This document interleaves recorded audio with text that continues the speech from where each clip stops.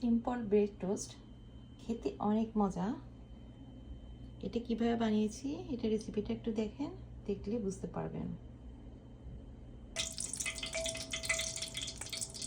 Hello viewers, সবাই কেমন আছেন? আজকে একটা সিম্পল রেসিপি শেয়ার করব আপনাদের সাথে।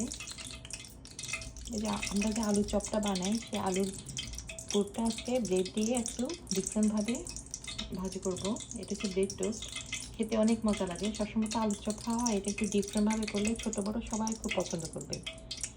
এখানে আলুটার মধ্যে আমি চিকেন কিমা, এরপরে বেরেস্তা, ধনেপাতা, জিরার গুঁড়ি, একটু চাট মশলা দিয়ে একটু মেখে নিয়েছি।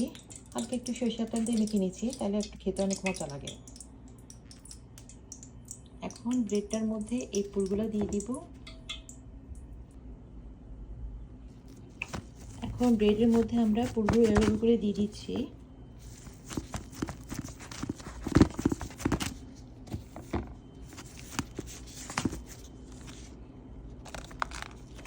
আরেকটা ব্রেড দিয়ে দিলাম।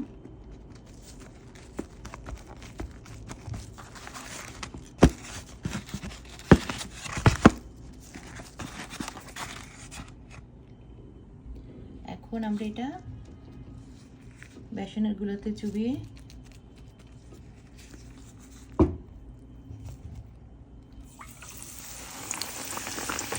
ভাজি করব।